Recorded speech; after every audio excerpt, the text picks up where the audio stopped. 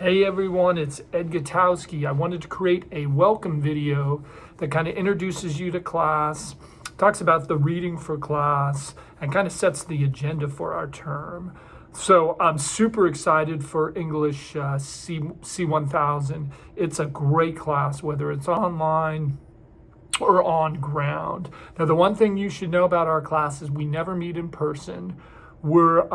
Basically students have the entire week to complete all the coursework, and everything is due on Sundays. So what that does is it gives students enough flexibility so that they can balance their time during the week to complete all the coursework and class assignments. There are two exceptions for this. So the first exception is every Monday of each week you need to check in.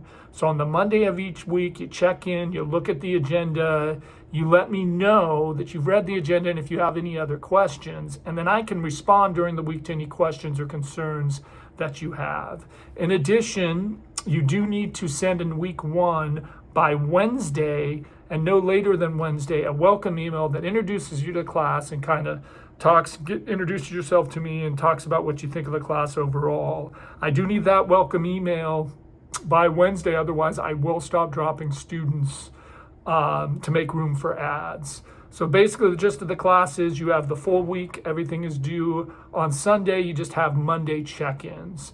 Now to talk about C1000 is a great class. It's lots of fun, right? It's a class that really focuses on writing, rhetoric, and argument. And rhetoric is always loads of fun. I mean, students love the idea of looking at rhetoric and argument, whether it's in a ground class or an online class. And what I always like about students is they're so eager to talk about arguments. Before we can talk about arguments, we have to look at rhetoric. And we'll get into that around week 2 or week 3. So let me talk about some of the books that are for class.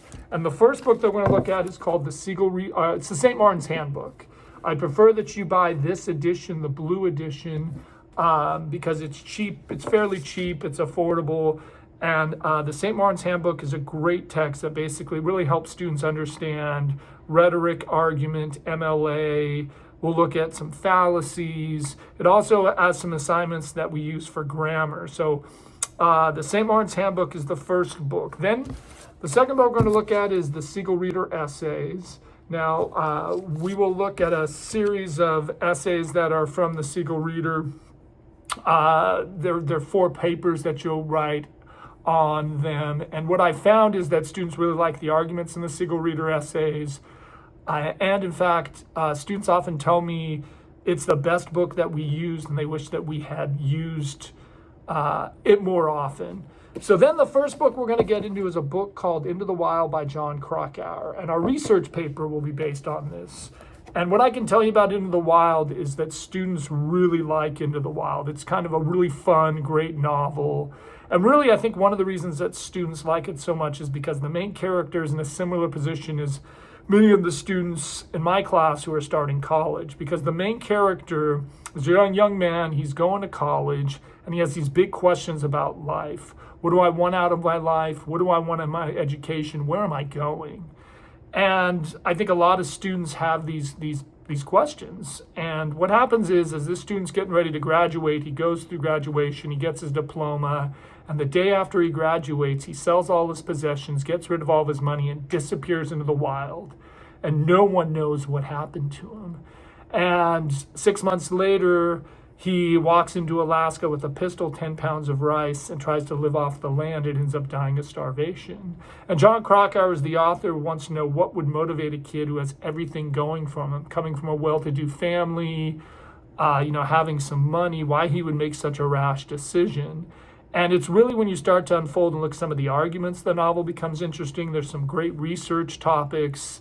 And it's always a fun book. And I know that sometimes some students said they've read it before, but they always appreciate coming back because the way that this book is tailored, especially with regards to arguments, gives them kind of a different perspective.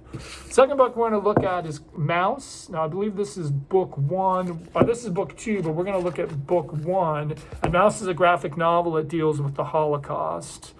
So we'll look at some Holocaust literature. I've used Mouse before, got great papers. Students really liked looking at the Holocaust, and it's a powerful work, even though it's a graphic novel. The last book we want to look at is a book called The Hate You Give. We'll end with this book. It is a book that deals with examinations of race and racism in America. I've been trying to move on from this book for a long time, but I found that students are very interested in the book, and the topic is really relevant. I generally get great papers, and students say they like the book. So that just kind of gives you a gist of what we're going to be doing for the next, say, 16 weeks. Right? We're going to be looking at rhetoric and argument. We've got 3 books we're going to read. We've got a research paper to write. It's always lots of fun. So I tried to make week 1 really easy. You're basically going to look at some poems that are the foundation of our class. That'll set the tone for things, and I'm really excited. So if you have any questions, feel free to send me an email. Otherwise, I look forward to getting our class started.